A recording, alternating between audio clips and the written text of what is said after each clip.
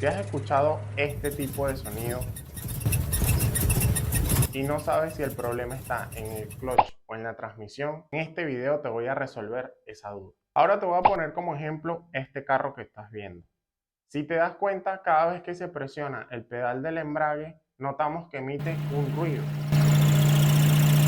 Este ruido es un indicador clásico de que hay un problema en el embrague, exactamente en el collarín. Para entender cómo se desarrolla este problema, es fundamental saber qué ocurre dentro del sistema del embrague cuando nuestro vehículo está en marcha. Pues con el carro encendido, el plato de presión del clutch está constantemente girando, acoplándose al volante del motor. Sin embargo, el collarín se mantiene estático mientras que el clutch no esté activado, ya que este se separa del plato de presión. Al activar el pedal del clutch, este lo que hace es que se presiona hasta abajo, permitiendo que el collarín entre y comience a girar. Si el collarín está demasiado desgastado, te vas a dar cuenta porque al momento de presionar el embrague va a sonar un ruido característico como este.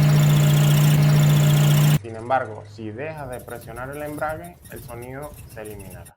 Esto pasa porque hay demasiada fricción entre las partes. También existen casos en el que el collarín esté demasiado desgastado, pues la solución es bastante más sencilla de lo que parece. Solamente tendremos que reemplazar el collarín por uno nuevo, ya que si no lo cambias puedes tener patinamientos cuando estés a alta velocidad, olor a quemado que sale desde abajo y ruidos y chillidos. Pero ¿qué pasaría si los ruidos pertenecen a la transmisión?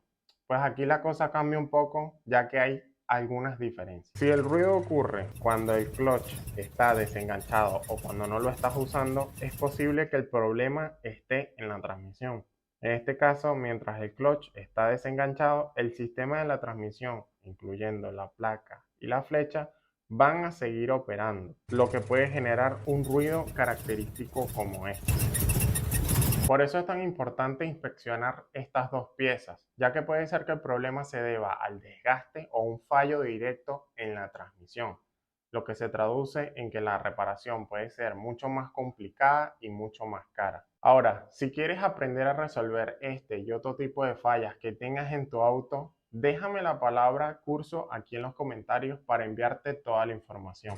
Y si este tipo de videos te están gustando, agradecería que me siguieras para más contenido de mecánica como este.